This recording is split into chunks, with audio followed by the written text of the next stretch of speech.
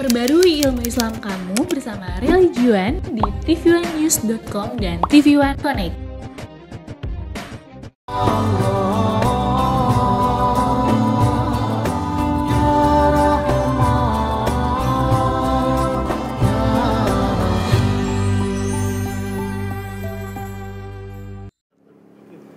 Assalamualaikum warahmatullahi wabarakatuh.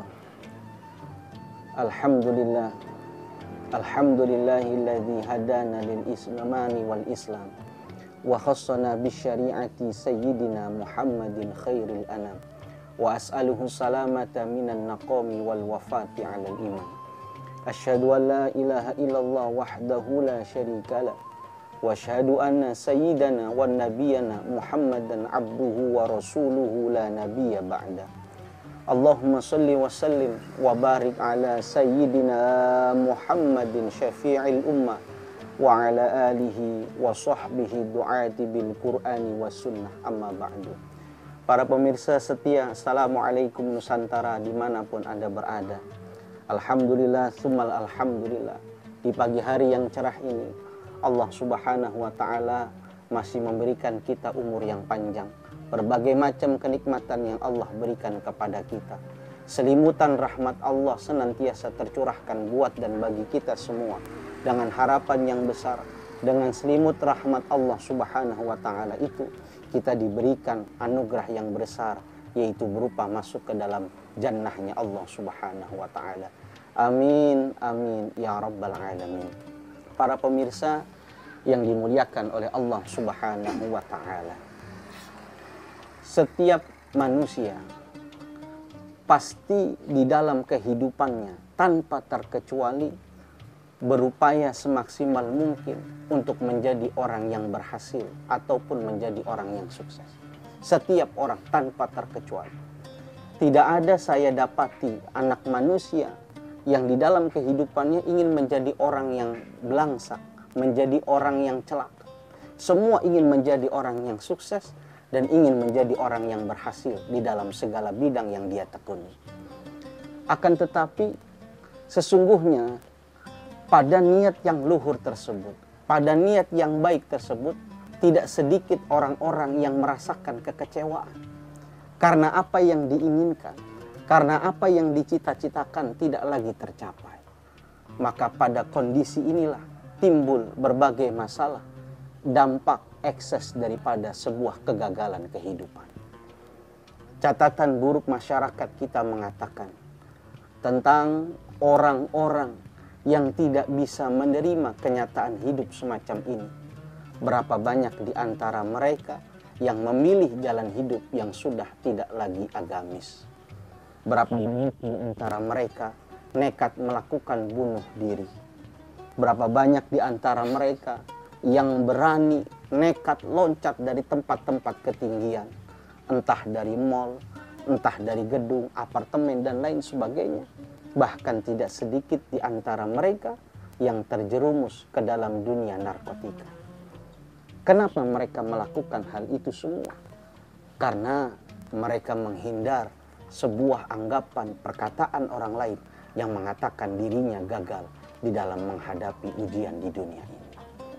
Para pemirsa yang dimuliakan Allah, akhir-akhir ini berapa banyak kita dengar dan kita lihat di dalam sosial kehidupan kita, orang-orang yang merasa berat dengan himpitan kehidupan, kebutuhan yang sudah tidak lagi sebanding antara pemasukan dengan pengeluaran, yang akhirnya seseorang menghalalkan berbagai macam cara. Tidak sedikit orang-orang yang melakukan tindak pidana korupsi, memanipulasi data, markup data, bahkan berani memanfaatkan jabatan yang dia miliki untuk melakukan berbagai macam kejahatan. Kenapa mereka lakukan itu? Maka jawabannya sama, untuk memuaskan hawa nafsu dan kesenangan pribadi semata. Ini adalah dampak negatif. Ini adalah musibah bagi mereka, orang-orang yang terlepas, orang-orang yang gugur sifat sabar di dalam hati dan dada-dada mereka. Dan inilah gambaran orang-orang yang senantiasa memaksakan kehendaknya Dia menginginkan Allah Subhanahu wa ta'ala selalu mengabulkan.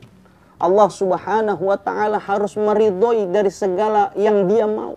Allah selalu mengikuti dari keinginan yang ingin dia tuju. Dia tidak sadar, dia tidak paham. Hakikatnya kita semua adalah manusia. Kita semua hamba Allah. Yang Allah ciptakan kita, Allah perintahkan kita untuk beribadah kepadanya dan berupaya bekerja keras semaksimal mungkin untuk menjadi orang yang berhasil. Tapi sadarkah kita, keberhasilan itu mutlak berada di dalam genggaman tangan Allah Subhanahu wa ta'ala. Allah hanya memerintahkan kita untuk berupaya. Allah hanya menganjurkan kepada kita untuk bekerja keras, untuk menjadi orang yang berhasil. Tapi perlu kita sadari batasan diri kita sebagai seorang anak manusia. Kalau kita adalah hamba Allah yang keberhasilan itu berada di dalam genggaman tangannya. Para pemirsa yang dimuliakan oleh Allah Subhanahu wa ta'ala. Inilah gambaran musibah yang terjadi kepada anak manusia yang hilang sifat sabar di dalam hati mereka. Al-Imam Al-Jurjani di dalam kitabnya, beliau mendefinisikan musibah seraya mengatakan al-musibatu hiya ma yulaimu tab'u.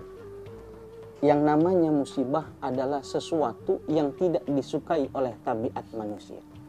Hal-hal yang tidak disukai oleh manusia, itulah yang disebut oleh musibah menurut Imam Al-Jurjani.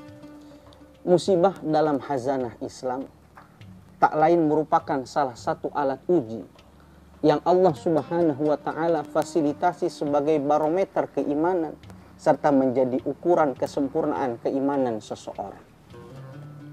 Rasulullah Shallallahu Alaihi Wasallam mengatakan dalam sebuah hadis yang ditakhrij oleh Imam At-Tabrani melalui jalur sahabat Ibnu Abbas radhiyallahu anhu, Rasul mengatakan laisa bimu'minin mustakmilul iman man lam ya'uddal bala'a ni'matan warrakha'a musibatan. Nabi mengatakan sesungguhnya bukanlah seorang mukmin yang sempurna keimanannya, bukan seorang mukmin yang sempurna akan imannya, yang dia tidak menghitung sesungguhnya pada setiap musibah yang Allah berikan terdapat di dalamnya ada sebuah kenikmatan.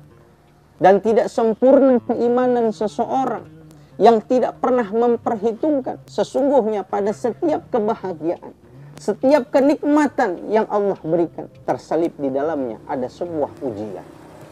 Maka oleh karenanya tidak salah ketika Sayyidina Umar ibnul Khattab radhiyallahu anhu mengatakan, ma asobatni musibatun illa wajadtu fiha salasa ni'amin. Sayyidina Umar mengatakan, sesungguhnya tidaklah menimpa kepadaku, kata Sayyidina Umar, akan satu musibah kecuali aku dapati pada musibah tersebut minimal ada 3 kenikmatan. Musibah yang menimpa daripada Sayyidina Umar, Umar masih mengatakan ada 3 kenikmatan paling sedikit yang dia dapati dari musibah yang Allah berikan tersebut. Beliau mengatakan salah satunya, innaha lam takun fi dini. Sesungguhnya musibah itu tidak terjadi di dalam urusan agama. Kalau orang terkena musibah dengan hilang harta, hilang popularitas, hilang jabatan, hilang benda-benda yang dia sukai, hilang benda-benda yang dia cintai, semuanya dalam berkaitan dunia, kata Sayyidina Umar ibn Khattab, itu bukan musibah. Kenapa? Tidak berkaitan tentang agama, tidak berkaitan tentang akidahku, kata Sayyidina Umar. Tapi musibah yang besar, kata Sayyidina Umar ibn Khattab radhiyallahu anhu, apabila berkaitan dengan agama, agamanya rusak, agamanya tergolongkan, keluarganya susah melakukan amal ibadahnya, anak dan istrinya tidak mau untuk melakukan kebaikan, bahkan na'udzubillah, dia dengar ada keturunannya bisa keluar daripada agama Islam. Maka itulah musibah yang terbesar, kata Sayyidina Umar ibn Khattab. Kalau masih berkaitan dengan dunia, itu bukan musibah yang besar. Kita masih bersyukur kepada Allah Subhanahu wa ta'ala, kata Sayyidina Umar.